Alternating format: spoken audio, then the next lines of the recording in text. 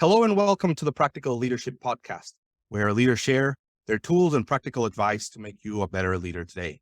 My name is Max Kozlowski. I'll be your host. And today I have a very special duo in the show. This duo has been transforming the accounting and financial service industry for a while. Their firm, Badger CPA, offers the services that were once only available to the very big companies, and they bring them to the mid-markets. Their people-first approach, along with innovative thinking and the use of the latest technology, has earned them a bunch of different awards. They're always getting recognitions. They're always in the running for anything and everything that's out there that is business related.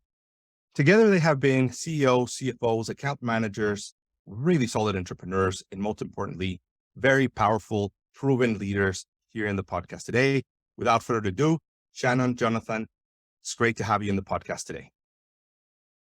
Welcome, Max. Good to be here. Great. Well, when I think about the podcast, what our audience wants to hear is the people that are, in the trenches, working on their businesses, leading others, and getting great outcomes. So it is awesome to have you guys here today. But before we kind of get into the meat of things, I just want to start with asking you guys, what's something good, great, fun that's been happening in your world, over the last few months or so? Well, I would say that probably the biggest thing was we kind of came out of this holiday season. We're in January right now, and we had every year we kind of have a firm-wide thing that we like to do, where if we hit our annual goals as a firm, we like to take an extended time off right before Christmas, all the way through the first week of January, kind of rest up before the busy season, if you will. And last year we were able to celebrate that our firm hit almost all of our goals for the year. So all of our team members were able to take some significant time off, including Shannon and I, spend some really quality family time together. So we're really coming into this first couple of weeks of January pretty refreshed, ready to hit the ground running. That is excellent. So tell me a little bit about that, because I think that one of the things that people will notice about you guys right off the bat is that you're very people caring, you're very people centric, and really believe in family and allowing people to spend time. And it's no surprise to me that was like the first big win, right? It's like having more time with business. Having more time with the people in away from business. But then again, you're hitting all these business goals. So tell me a little bit about how you see the relationship between, people being happy and with their families, and what they can do then in business to help them, achieve their goals and the business's goals. Sometimes it feels like you can't have one without the other, but your approach is you can have both, and you should. So I think when people talk a lot about work-life balance, but it's really impossible sometimes to separate or delineate the two that clearly. And so we try to have a philosophy around just having an integrated life. And so that does have to do with your work and like the skills and gifts that God's given you to serve through work, but it also has, your family, your faith, your hobbies, your, health and wellness, like all those things. And so we have tried to create an environment where our employees can have a full life and be well-rounded. And so, yes, we want people to work and work hard. We have extremely high standards for like the work and productivity that we expect, but we also try to manage teams overtime to a minimum as much as we can, so that they do have time to have a full life also outside of work with other things that matter. And I think as the leaders in the organization, we need to recognize that our company will only be as good as the people that are here. And so, especially with what we do, being professional services, we will only be as good as the team members that are, joining us on this journey. So if they're not healthy personally, they're not going to be healthy in work either. So it's, up to us as the leaders to try to create an environment where they can do that and support them in that. Yeah, and I would even, to add to that, when Shannon and I started this about 10 years ago, gosh, it's been a while, we recognized, kind of coming out of a big four public accounting area, that the number one reason for people leaving or turnover or retention issues is just burnout. It was really a big challenge for us to kind of, build this public accounting firm in a way that also minimized the amount of burnout, risk that our firm would take on. And so one of the things we really work hard to do is, like Shannon said, the whole employee, we want that to be a fully healthy team member, because we see them for being a part of our team for the long term. When we make an offer to a team member to join us, it's really joining our family. That's how we really feel about it. It's not that way for everybody that joins our team, but for Shannon and I, we want to make sure that person's fully supported, has the resources they need to be successful in their job. And part of that is having a healthy life also, where they have the time. It's not always just about the work, and have the time to go have the hobbies and spend time with their family in a way that they come back the next week fully rejuvenated. And we definitely feel like with a better, well-rounded employee that's healthier, they're going to provide a much higher level of service to our clients. Our clients will know, when our team members are burnt out versus when they're healthy and doing really well. So it's this full circle of, we're in the business of client service, and the best client service we know how to provide is with the best employees. It's super interesting when I get the opportunity to talk to a lot of entrepreneurs. They many times talk about how they treat people, how they wish they would have been treated in their previous life, right? Life before entrepreneurship. And you guys, as you said, right, you worked at Ernst and Young, very large organization, well known, very professional. And you said, well, I would like to be treated more like this, and that is exactly kind of what you set out to accomplish and do. So how does one go from I want to be treated like this to actually being able to build a business that does it, right? Like, what are some of the trade-offs or some of the challenges that come from being able to treat people as people, caring about them, making them part of the family, giving them the time off? How do you make it possible? Well, I would say in the early days, it was not possible. When you're starting out your journey, to be quite frank with you, it's all hands on deck. The early stages of an entrepreneurship journey are often, I think the joke is double time for half pay, right? It's not always rainbows and unicorns early on. And I would say that was true for Shannon and I, maybe the first 2 to 3 years. But we kind of had this vision of what it would be if we could kind of get over that initial hump. And then once you kind of get over that hump a little bit, you kind of have a choice as a founder, as an owner. How are you going to deploy those additional resources? We felt like it was more important to hire the best possible people we could afford in the early days. And then instead of burning them out, invest in their development, their training, limit overtime where we could as a firm. And you kind of slowly build this culture where people feel like they're being taken care of. And it's always been Shannon and I's thought that if we don't make it about the money, the success will follow, because your people it'll handle itself. So we've really tried to focus on everything but that. We still have to run a healthy company with that's benchmarked against peers, that's growing, that's increasing profits, and we track all that.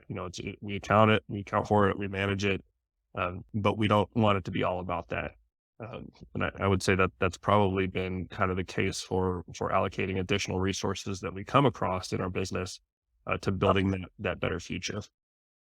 Yeah. And I think we also have really clear expectations about success and how we manage hours. And so I think sometimes team members, potential hires, they might hear like that we have, flexibility in our schedules, or that we don't work a lot of overtime. But what they'll hear is that, oh, it's, easy, or I can coast along. And that's definitely not the case. And so here it's very like clear about just like, chargeable hours, how you manage your workload, the amount of overtime, like what that looks like. And it's managed to a very low number. I think like the average week is like 42-hour weeks, which is pretty good for public accounting. But we really have created that formula with, you know, minimizing overtime in mind.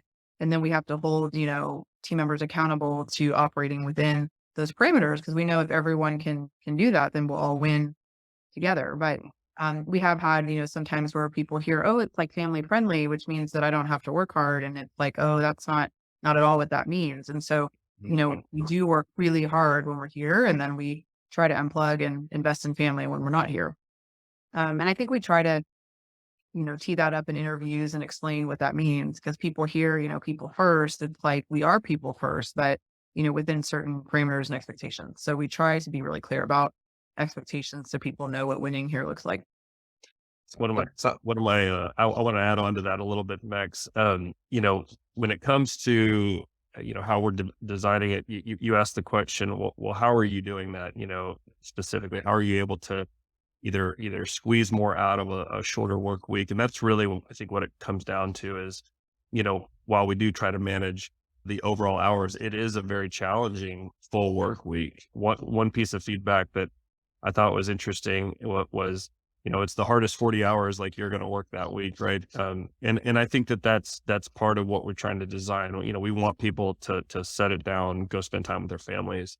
It's easy to take a hard 40 and stretch it to 55. But we really want people to knock it out, have the tools to do it efficiently. Part of that is we moved, we were kind of in a hybrid before COVID, but when COVID happened, we pushed all, fully remote. And that freed up extra time for people to not be commuting or not being, and they were able to be more efficient and consequently spend more time with their family. So we feel like that we're giving these people the tools to manage their time, manage their clients, manage, those success metrics that we track. It has actually increased, productivity across the firm. And we think employee satisfaction that we measure every year has actually gone up significantly in the last year. So it's really interesting. One of the things I've learned about like human behavior is that how you do one thing is how you do everything. And it sounds to me like you guys are both very intentional and very intense. So you're asking the same from the people, right? So be very intentional about the work, be very intense with the work. But then when you finished working, be very intense with your time with your family, in your connection, in your rest. So intention and when you connect that with I've heard a lot about clear goals, clear expectations, then it makes it possible because then you know exactly what you need to do, you know exactly what you need to achieve, which Mhm. forces you to be focused and to be paying attention. But you know that if you work hard, you play hard, you'll also, take that time. I want to ask you something related to your relationship. So work with a lot of husband and wife partners, and there's a lot of them out there listening as well. And some of them are still trying to figure out the secret formula for having, a growing working relationship with their partner, Pick with me. husband and wife. So what do you guys think are some of the keys to making that relationship work? Well, I'm gonna take this one because I got the secret for you, Max. It's a lot of counseling, both personally, maritally, and from a business perspective. We get a ton of coaching. We have our business operates on EOS, so for our operating system. So we have a facilitator for that. I sit in that visionary seat. Shannon's in the integrator seat. And so there's very clear, and the facilitator actually helps us navigate when we're stepping on each other's toes a little bit. He's really been world class at helping us clearly define what those roles and responsibilities are. And for husband and wife founders like us, like Austin, there is a visionary integrator. The book that really resonated for us was it Get a Grip? I think it was Get a Grip, right?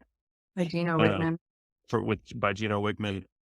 Rocket Fuel is another good one that kind of talks about the how that works. But Shannon and I have also been saying, individually, we've been going to counseling just because we think it's a good practice.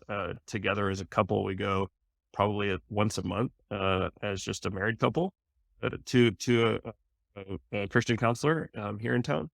And so those rhythms of surrounding yourself by mentors and counselors and people that are going to encourage you and hold you accountable, and also uh, push back if you're kind of stepping on somebody else, driving in somebody else's lane, and that's been hugely helpful for us. And I can't imagine doing what we're doing without those rhythms in place. Excellent. Shannon, I'd like to hear your thoughts on that. Yeah, I would echo some of the same for sure. I would say the first 3 years of the business, we didn't have all of those rhythms in place, and we certainly built it because I think if you're growing a company, you're working together, you're raising babies together, it's just it puts you in kind of a pressure cooker, if you will, like for your marriage if you're not careful. And so just I think having business coaches, formalized structure for roles and responsibilities, and then also uh, a counseling rhythm in place, like really helps you stay on track. I know that in the first 3 years, it's something we wish we would have had in place before, because now that we're doing all that, it's just much healthier. Where we're both kind of in our gifting and we know, this is what John's role is, this is what my role is. When you're a startup, it's a lot less clear. Like everybody's all hands and trying to do everything. And so I think that just really intentional focus around your systems, your structure, your roles, responsibility, and then also having some kind of counseling rhythm. We liken it to like getting your car tuned up. Like you wouldn't wait until your car is like totaled or, some like you try to take it in to maintain it and take good care of it as you're going. And I think your marriage is a similar thing. It's like you don't want to wait until you're in triage and then try to go into counseling because then you're also running a business, raising a family, and your marriage is having a hard time. It's like you want to have that monthly or quarterly rhythm where you're going and spending that time together to just make sure that you have your tune up and you're on the same page and everything is, going well. So I would just highly recommend any married couples that work together. I really think like a marriage counseling rhythm is extremely critical. And I would even to add on to that, um, I think we've been doing this for 10 years together. And our default communication as a couple now is to talk about the business. Like that's just, it's easy for us. We feel like, there's always something new and interesting going on in our business that we can talk to about, but that's not all that defines us. And it certainly not defines us as a married couple. And so I think being intentional about, uh, uh, stepping out as business partners and really like, reconnecting as married couples and like as friends, and as mom and dad raising a family, like sometimes when you've been doing it this long, it's not just your business partner, right? It's like your life partner also. And so, not making it all about the business has been actually a challenge for us as we've kind of navigated, 10 years of doing business together. But we're not perfect at it, but we do try to get better and unplug more intentionally, out of the business so we can, be better husband and wife and mom and dad to our kids. So again, one thing that continues to show up is how intentional you guys are, right? You know how you want things to be, and then you put in the mechanisms to help you accomplish that. It's interesting. One of the things I see a lot with younger entrepreneurs is that they typically are very versatile, pretty smart, and they've been able to get to a certain level of success by carrying the load themselves. And then they have a hard time opening up to getting help of any sorts, right? Whether it's a coach, whether it's a counselor, whether it's a consultant, they feel like they need to be able to figure things out themselves because that's how they've always done it. And why are you going to go and get it from the outside or pay somebody else? And then on the counseling side, sometimes it's almost like a taboo to say, "Oh my God, if I'm going to a counselor, it means I must have problems." So, what has like your mindset been around all of that made it so obvious and easy? I'm assuming Yeah. to take the steps and get the help, to get the support in all different areas of your life. Yeah.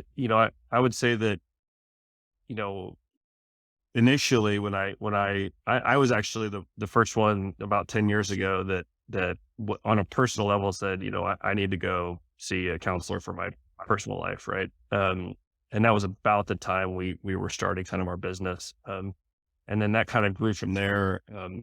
But I think there needs to be a level of self-awareness. If you're struggling, it's okay to ask for help. Like that's not a sign of weakness. I think it's actually a tremendous sign of strength.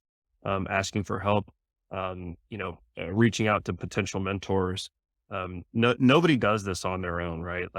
In there's a saying, I'm going to butcher it, but if you want to go somewhere by yourself, you want to go far, go with others, or something like that. You can correct me, Max. I'm sure you know what it is, but feel, we really feel like this is not a solo journey at all.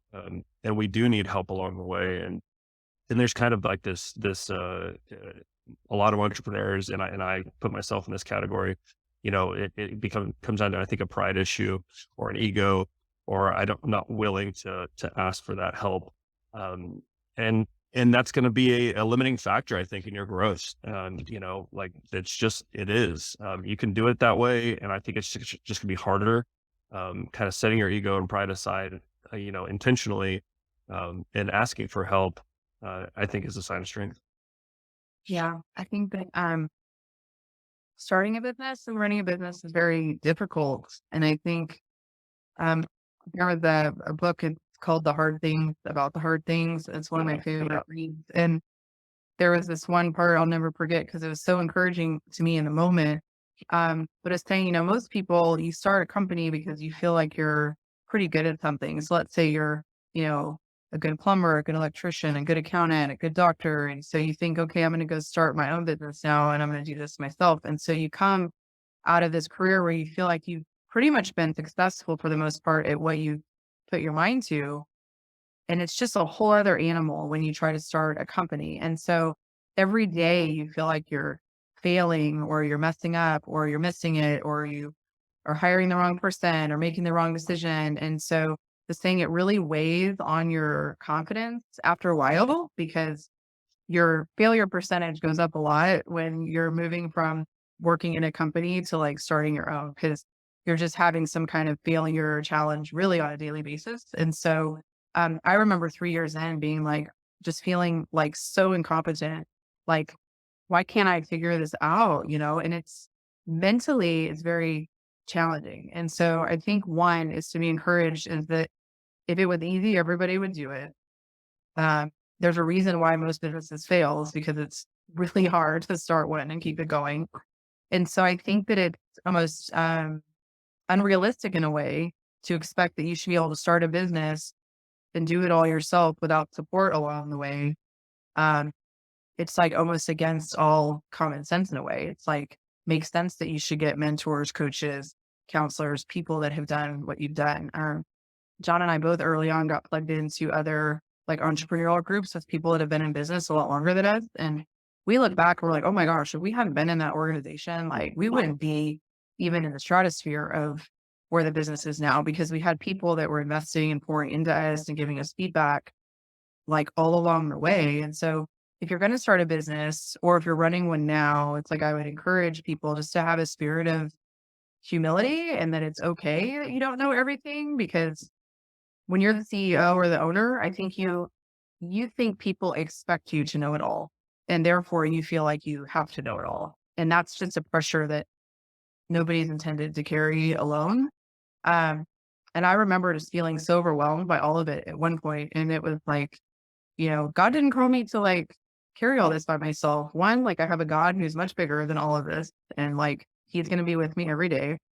Two, I have a wonderful team that can support. I'm a phenomenal husband and business partner. And then now we have all these like mentors or counselor and these other people that come alongside. And so it's a much more full picture too, because you're doing it with others and you have this community with you. Because then when your business goes through a hard time or your marriage goes through a hard time, you have a support system and it's great. So just don't go solo. I think that's like the worst thing you can do. Well, and I think, like David said, like the type of person that's wired to start their own thing, or that type A, hard charging entrepreneur that's all of a sudden experiencing a ton of failure that they've never experienced before. We had to learn how to like show each other and ourselves grace, like along the way, like this, like we don't have it all figured out and we thought we did. And then as we're making mistakes, like mistakes can be okay. And often, in our early interaction as business partners, those mistakes were costly and they were expensive when we didn't really have the money to make those mistakes. And it just kind of added the pressure to the situation in the early days. And so, adding support and mentors that have gone before you to help you navigate those pitfalls, and those potholes, it makes financial sense, man. I mean, literally, like do it so that you don't make expensive mistakes along the way. There are people that have traveled this. There's nothing new under the sun. We're not, yeah, we're not recreating the wheel here. Like reach out, like, and if for no other reason that it will help your bottom line. Excellent. Excellent. Thank you for that. So one of the great big messages that I'm hearing from you guys is your expectations. Mhm. And I think that many times entrepreneurs have the wrong expectations. And you guys just clarified what they really should be, right? Starting with saying it's not going to be easy. There's Mhm. going to be challenges. Uh, you don't have to carry the weight by yourself. Surround yourself with great people that will help and support you along the way, and recognize that there will also be different stages of your business where you have to transition from being very versatile and doing everything to building a team that can carry a lot of the weight and a lot of the load. So for everyone listening out there that's thinking about starting a new business or is in the early stages, just recognize that you've got to set the right expectations, because once you have those expectations, the decisions will be a lot easier, right? The decisions, like asking for help. Another big thing that I've noticed from you guys is your vulnerability, right? So, Jonathan, you mentioned the ego, and vulnerability is kind of like the opposite of the ego, right? It's just recognizing your strengths, your weaknesses, in the fact that you don't have to know it all. You don't have to have all the answers, that you're not perfect. How does that, how has that mindset and approach of being open and being vulnerable help in the business side of things, or in the leadership side of things? You know, I think, you know, I made a lot of mistakes early on in my business career, and certainly early on, as a founder. Um, and a lot of that had to do with just a lack of humility, just in general. And realizing over time, I think maybe as you mature and as you realize, okay, there's a common denominator here, and it's probably me. And just that self-awareness, thread, and ultimately, like, that we have core values as a firm, and I have, one of our core values is humility. Like as an accountant, and as a team member, we have to check our egos and pride at the door. We're gonna be successful or fail as a team, not as an individual. And what I love about that is, one, it's a daily reminder for me that this is what this place is about. Also, I'm held to account to that. Everybody else in the firm is held to account to that. And the people that we're attracting on our team are just the kindest, most wonderful, like, humble people, but they're so incredibly talented and smart. And it's just like this beautiful culture. Like, when you say it out loud, like, this is what we're about, and then you hold people to account to that, like, this culture that you build starts to flourish, because people want to be around other people that exhibit humility on a daily basis. Like, that's just the nature of what we do, especially in client service. And so, it's been this wonderful, like, evolution that I've seen, not only a change in me, but also a change, like, in the people that we have, because we do hold people account to that core value. Shannon doesn't struggle with that. She's Oh, she's got right. humility in I spades. have my moments. I have my moments. Well, I think, So like, yeah. Go ahead. let's talk a little bit about how, right? Because we talk a lot about culture, and I'm a huge believer in it. But I don't think we're at the stage in kind of like the business cycle of life where companies know how to actually implement culture. Everybody now recognizes it. And hopefully, if you're listening, you have clarity on your points of culture, values. I like to use guiding principles that help you make decisions. Um, how do you keep people accountable to those values? Our interviewing process, I mean, really, it's pervasive throughout everything we do. So, interviewing process before anyone even joins the team, we're going over the core values, what they mean, what that looks like through work, uh, and then the expectations. We're very clear that we hire and we fire around those. So what we communicated, so if someone meets all the core values, that means that they're the right person for the team. And then you also have, so you have right person and then you have right seat, meaning right position, right? So they need to be the right team fit and then also be in the right seat. Um, so it's part of our interviewing process. And then in our quarterly reviews that we do with our team members, they're graded on those core values. And then also we have 5 core values, and then you have your 5 functions of your position. So there's just 10 questions, and you're literally, that's how your performance review is. It's your 5 functions and your 5 core values. Um, and so it goes into, like, your performance rating. And then every single all hands meeting we have once a quarter, we go over core values. We recognize people that are demonstrating those. Uh, I mean, we talk about them a lot. I mean, we just had a training yesterday around client communication. And then all toward, came back to these are the core values and how they show up in how we communicate with clients. So for example, ownership is a core value. Translating that to client communication is that we're always going to take ownership if we make a mistake, if we don't communicate clearly. Um, we're the professionals, so we're the one that ultimately should be driving those processes. And also, if we're 10% wrong and we think the client's 90% wrong, we're going to take responsibility like for our 10. And we're always going to have just a posture of listening and kindness. And then if somebody needs support or something's escalating, they can get help. Um, but we called it like core values in action, like through like our communication. And coming out of like a large corporate company, I always thought that stuff was kind of cheesy because you would not see in the organization the behaviors that were on the wall. And so it always felt like there was a big disconnect. So I never actually thought that I would have that in our organization. I was like, who needs those? And then about 5 years in, we felt this like mission drift from just like the heart that we wanted in our org. And we couldn't figure out, like, put our finger on what it was. And it really came back to like, we haven't nailed down like these core values. We're not holding people accountable to these. And so um, we went through like an exercise to actually build those, create those, and then work them into all of our framework, where I think now probably every single team member on our team could tell you what they are. Talk about them that much.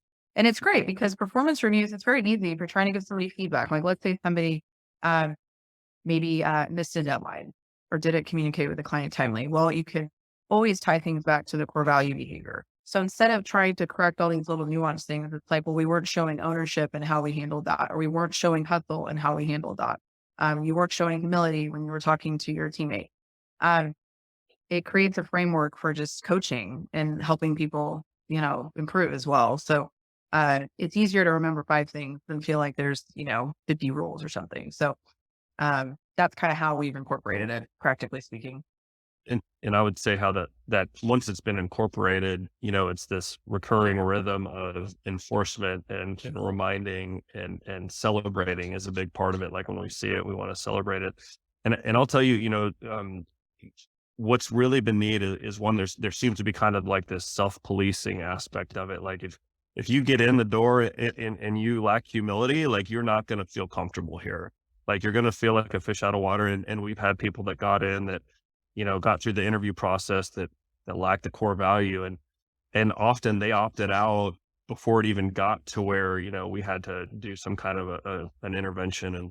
And so that's been kind of the beautiful part that we've seen, where it's not perfect yet, but it's certainly a lot better than it was 5 years ago when we started going down this core value, enforcement route and just encouraging people around that. But that framework, it gives us like this lexicon to use across the whole firm, because everything can fall into, are you demonstrating like this people first? That's kind of our first core value. Then it goes into humility, then ownership, then results matter for ourselves and for our clients. And finally, hustle is our 5th core value. So everything that we see as a business can kind of be filtered through one of those 5 core values pretty easily, often more than one, in our case. I appreciate that so much, because it's not theory, right? It is in practice. And I think you guys really talk about the key piece, which is what do they look like in action, right? What are the behaviors that we expect to see related to that value, which is kind of where the magic happens. And then recognizing people that are doing it, giving feedback to those that aren't acting in alignment with it, and always having it front and center. So I'm sure there's a few companies out there that have worked on some values, created something, and they feel like it doesn't really work. It doesn't really carry the weight, or doesn't do the job that they expected it to do. You've got to ask yourself, do people know exactly what it looks like in action, and how it should be affecting, modifying their behaviors? Mhm. And are people receiving feedback on it? And are they modifying that feedback? Right. And to me, I think the last piece that you said, Jonathan, when, people opt out of the organization is actually a great measurement of how powerful your culture really is and how alive it is, because it actually, operates as an immune system to those, entities that are not aligned with it. And that's what I always see in great cultures, that some people that somehow made it through recognize that it's probably not the right place, or that the organization uh, points to them and kind of gets them to transition. That is very powerful, and I really appreciate that. Um, Second part that you said is, I can't tell you how many times I see people or hear people, companies that should be doing reviews, but they're not doing, Mm. and they're a pain in the butt. And for the most part, there's quite a few books out there that talk about how those reviews are not very good, and that we tend to be very biased towards them. But I think you guys have simplified that as well and said, hey, you've got your functions, your metrics, your accountability, and it's very straightforward. And then how well are you living up to these values and making it part of that evaluation? So you're simplifying it, making it very, very objective, and allowing people to receive the feedback they need to kind of course correct. So let me kind of transition it. All of this is definitely leadership, right? Because this is about how you're leading people in the organization. But I'm kind of curious about the concept itself, what it means to you. Where did you learn about it? How do you see yourself as a leader? So let's start with that, right? Like, what was there a point in time in your lives where you recognize this idea that there's leadership, and then what do you think is your style or your approach to it? How do you lead others? And I know it's a broad one. You want to go first? I think ever since I was little, I was like, I always had a very strong personality, probably since I was like 3 or something. I mean, very happy, but very like to be in charge, like to make decisions. That's always been kind of my wiring, pretty decisive in nature for the most part. Um, but loving to be around people, also very extroverted. But I think it was really through just like sports and other activities growing up, and it always felt kind of natural to be trying to motivate others or encourage others. And it was more usually in like a supportive style, I would say, is like being the encourager, the supporter, always trying just to outwork everybody, be the hardest worker, on the court when I was playing sports. So it's like usually practice would look like me being the hardest worker, encouraging everybody, high energy, and just trying to lead through example that way. And then I think as I grew, it just sort of evolved into work. But I think my style has always very much been caring and supporting everyone around me, which I think is a leader's job. Because ultimately your role is really to remove boundaries and barriers from your team so that they can be successful. And so, how can I help make them successful in their roles and develop them? Because we all win, like when that happens. And so there has been a shift. I think the older you get, you realize it's really less about you and it's all about your team. Yeah. And that's actually extremely rewarding. It's fun. It's more fun that way. It's no fun when it's all about the leader and it's like the leader show and the center of the thing. And so, I think kind of in your 20s, you're trying to prove yourself. You have a little bit of a chip maybe where you're trying to prove that you know things or that you're capable and all these things. And I think it's like the older we've gotten, it's like more comfortable. Just like we're not trying to prove anything to everyone. We just get to do great work with people we love every day and get to support and encourage them. And we all get to do this together. And it's extremely rewarding and gets us out of bed every day. But I don't know. It's been an evolution for sure. Yeah, Shannon and I had similar backgrounds, in sports athletics, kind of growing up. I think leadership was never really on my mind, even as a young professional post college. I didn't know what it was. Like you said, you're just trying to prove yourself, trying to, level up the best way you can. And so uh, that concept really wasn't a thing until you start managing some people, and then you're like, okay, well, you do your job, I'll do my job, right? And then, but I didn't know how to motivate, I didn't know how to communicate. I certainly lacked all the empathy in the world, in resonating and motivating people to really follow you. That's what, good leaders, have followers. Like you can kind of quantify it, right? If you fancy yourself a leader and you turn around and nobody's following you, like, are you really a leader? And I think that was, part of my journey is as you're kind of starting out on this entrepreneurial journey, you want to go here, you see this vision, and then no one's really following you. Like, okay, no, I need to modify and work on my own leadership. And really what Shannon said is it's a lot about servant leadership. It's about realizing the people around you, need to be supported better. It's certainly not about you. And so the more you can kind of make it about them and about the client, about the firm, less about you as the individual, people want to follow those types of people. I would want to follow that type of a leader. And so it's kind of becoming more self-aware about where your deficiencies are, work to shore them up, and also work a little bit every day to be the type of leader that you would want to follow. And that's kind of how I approach that. I've got a long way to go in my own journey. So I certainly haven't arrived by any stretch. But I know that I feel like I'm intentionally being more kind every day. I'm really working above everything to listen more than I speak.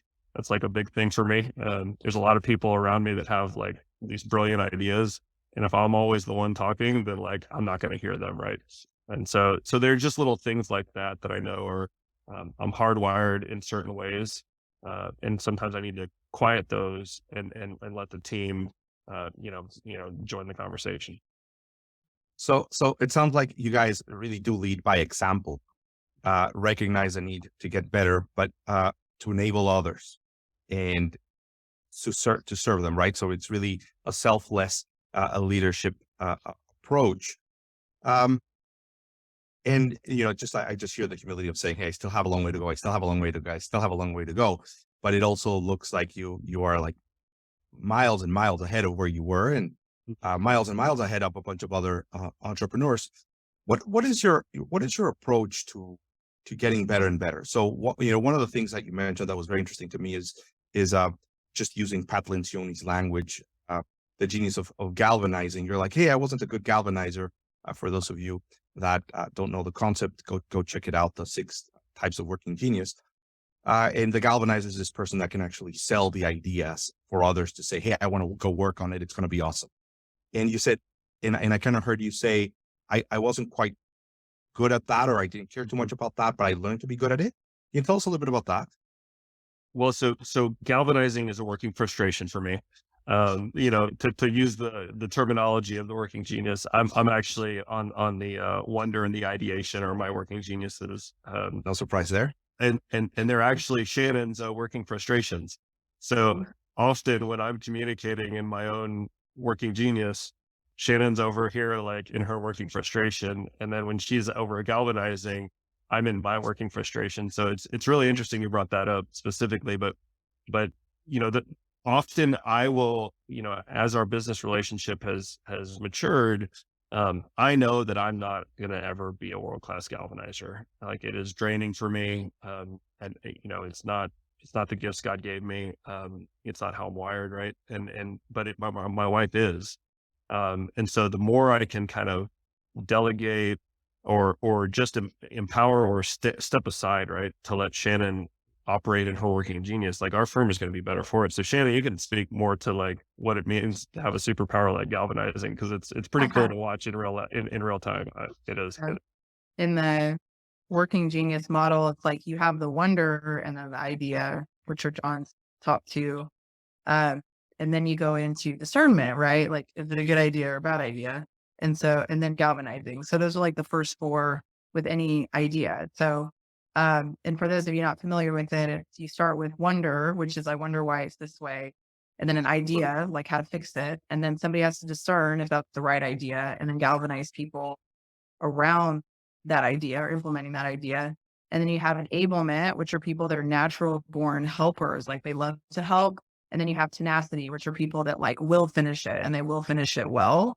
So you need all 6. And what's super interesting about our leadership team is we have the blend, because John is the idea wonder, I'm discernment and galvanizing, and then our other leaders have like the tenacity, enablement, and also discernment. And so it's really neat to see it all together. But like if John's not in a meeting, we can feel the difference because we don't have the wonder idea portion. Or like if I'm not in a meeting, John was in a meeting the other day without me, and he was like, the meeting was just like, but she need the Galvanizing meeting without the galvanizer. That's right. Yeah, exactly. He's like, the meeting was terrible. I was trying to like get it going and I couldn't. And so it's been fun. I think it's some of those tools have actually helped us respect each other more in work on like he's world class at these things and I'm world class at those things. And instead of where maybe when we were first starting the business, it would almost be frustration points because we didn't understand like, why the other one didn't operate different. And now we kind of embrace that more and know how it fits together.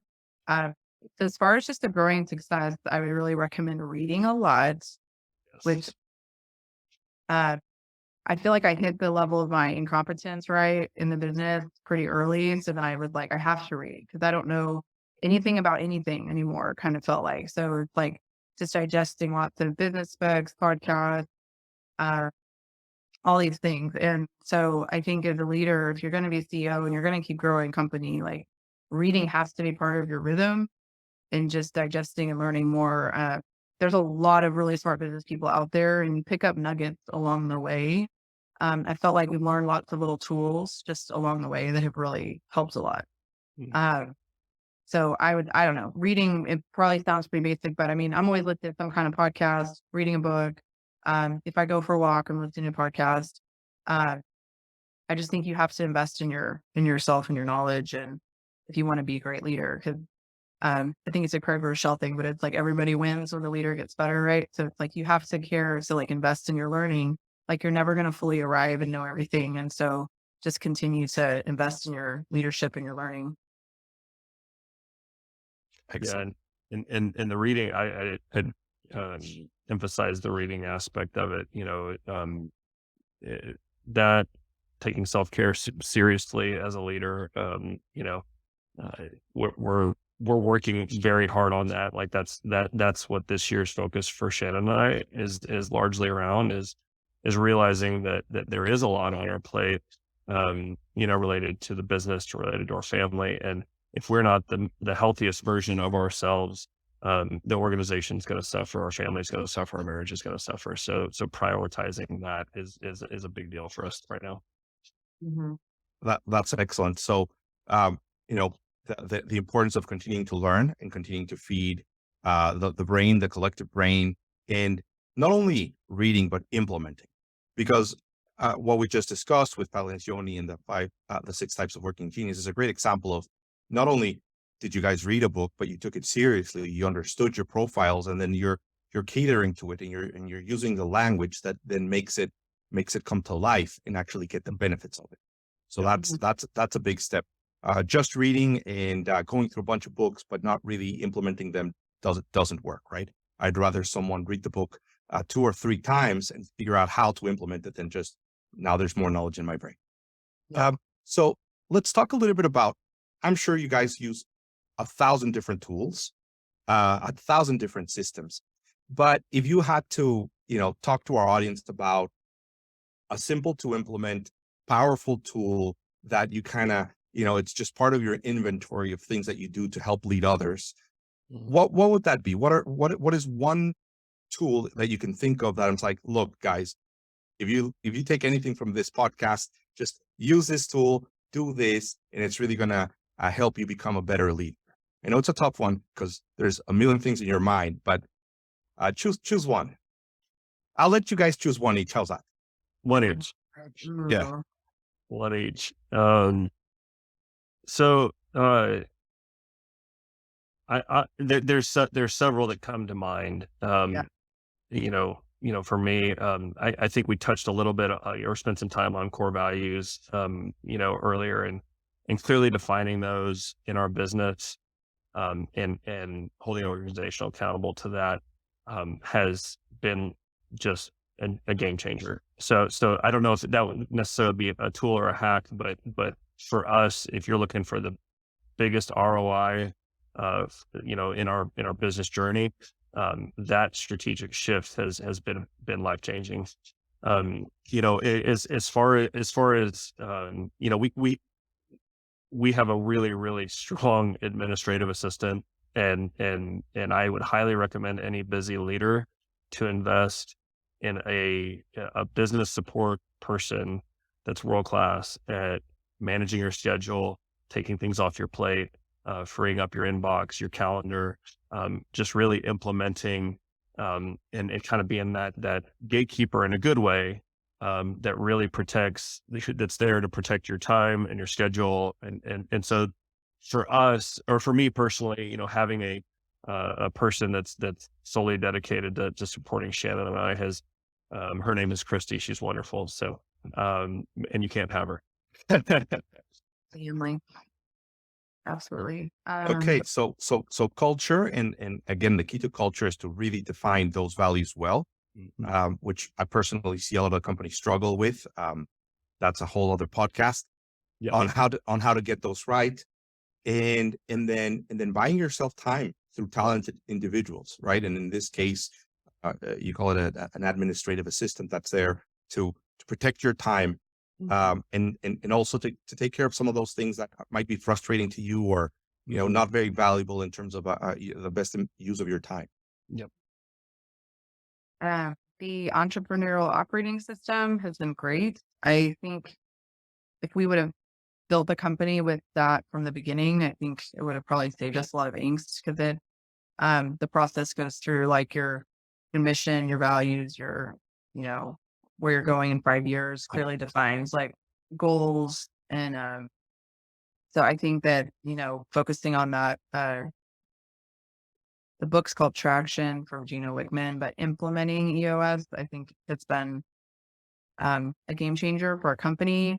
And so I was torn between implementing EOS, which I feel like all businesses should do. And then the number two was using the ideal team player methodology in our interview process has been wonderful. So there's a book called Ideal Team Player by Patrick Lencioni. But if you Google it, you can look up ideal team player interview questions, and you can get like a summary version. But implementing that into our interview process, I think, has been hugely helpful. I feel like we're getting better and better at hiring the right team fit. And I think that book and some of those tools was really critical. So those are kind of my top two. Excellent. My favorite interview question that's on that list is, it speaks to humility, but tell me a time where you had to apologize to a coworker. And I promise you, nobody has ever prepared for that question. It's one of those interview questions that they are not prepared for. So I love it, because it's hard to come in with a game plan on that question. That is awesome, right? So this disarming the candidate and really being able to pierce into their soul. That's right. Awesome. So Shannon, it's really interesting, right? So when I work with these, companies that are growing and succeeding and doing really well, I see three types of support that they usually have. So one is peers, right? So some sort of peer coaching group where they're with other leaders that are kind of going through the same challenges and issues, life, business, personal, altogether. So that's one. Second one is having a strong, powerful execution system, something that helps them, get the work done, have a plan, have direction, have focus, have a lot of intention in what they're doing. And third is having a strategic system as well, right? A strategic growth framework. So when you put together, a long-term strategy and goals and direction, and can work through a strategic framework, then you are able to actually execute it day in and day out and have the accountability. And you have a peer group that is kind of helping you troubleshoot life in business. Then you've got like this powerful support group behind you. And I think I'm going to add one more now. I'm going to add the counseling to that, right? Because it's part of like your mental health. It's part of your mental support, and you're very focused on you growth, because, as you said, if the leader gets better, the whole organization gets better. So thank you for that. And we've talked about a bunch of different books, and Jonathan was like, look, if anything else, just ask them about, this time where they had to apologize to others. So that is super powerful as well. So as we start to kind of wrap up our podcast here today, so what is like one of the most important things that you've learned in your, life and business that you'd like to share with an audience that maybe we have not touched or discussed? That's like, look, I can't leave the podcast without, talking about this for a second. Yeah, I would say that um, you know, faith is a big component of our family and our business. We wouldn't be here if it weren't for a lot of providence and shame God, and so we're grateful for him. This is his company. We're really trying to just be good stewards of it the best that we can. And so that to me, that's probably the most important thing for Shannon and I, and everything that we're doing here. Shannon, what do you think is one of the biggest lessons you've taken over this last 10 years that, like leaders out there, save time, take this lesson? Um, well, I think that it's in the same vein as what John's talking about, but that you're more than your business. And as business owners, we conflate sometimes like our self-worth and identity like in our business so much where it's not healthy. And so you are more than the company that you run. And just um taking time to like have an identity and purpose and self like outside of just work, because God made you like a whole person, and you are a mother, a father, a son, a daughter, um, you know, other things other than just business owner. And I think if you can get some healthy boundaries in like how you see yourself there will actually make you a better business owner. Uh, Sometimes we internalize emotionally that, the business is us, if the business is failing, we're failing. And it can be unhealthy, especially at the beginning. It all feels like very related. And so just knowing like if you feel like God called you to start a company, like he's gonna give you the resources and the tools to be successful with it. And it's not all up to you. Because if that's what he called you to do, he's gonna be there with you every step of the way. And that's not a weight that we as people are intended to carry alone. Um, it's a calling. And so if God called you to it, like he'll be with you and you're not doing it all alone, because that amount of pressure and angst, like you can't carry it alone. It's too much. Yeah. Thank you so much for that. And it's no surprise that we kind of came full circle because we started with the idea of an integrated life in using your gifts and your talents and your calling to lead others and to build something that serves the world in great ways. And I want to just kind of summarize a few of the things that I think. I mean, you guys said a lot of really powerful things, but a few things that really stood out for me. So, you know, think about the integrated life, which is not necessarily work-life balance, but it's about being good at both, being good at work and being good with your time off, being good with your recovery, being good with the time that you spend with your family. To achieve that, you've got to have very clear expectations. Expectations about your business, expectation about the outcomes, expectation about what time with your family looks like, what your recovery looks like. So a lot of clarity and intention in everything that you do. You talked about the importance of support, right? Having coaches, mentors around you. Nobody said you had to do this by yourself, right? Put the ego to the side, be vulnerable, and recognize what you're good at, what you're not so good at, and get a good group of people around you to help move you along faster, avoid costly mistakes, and just be better faster. As one of the key points. Behaviors, right? We talked about culture as a key strategy for growth, and the importance of defining those behaviors really, really well, and then being able to evaluate people on those behaviors. So it's not just something that sits on the wall. It's something you're talking about consistently, and you're making sure that everybody recognizes when they're doing a good job and recognizing when they're falling short of living up to those behaviors. We talked about working in your genius and recognizing what you're good at and what you're not so good at, so you can get other people to work on those areas as one of like your keys to success, right? Knowing when to step aside and let somebody else that's good at that, which helps the relationship, but it also helps the business.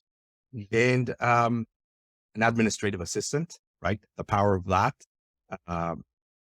allows you to take care of some of your frustrations, but it allows you to focus more, protect your time, and invest more of your time and energy in the things that are more powerful. And then we also talked a little bit about the ideal team player and some of the questions that it should ask, and how to be able to ask some questions that people are not prepared to answer to really get to some of that insight. I know I missed a lot. Is there something that I missed here for my little summary that you're like, hey, Max, don't forget this. Don't forget to share this.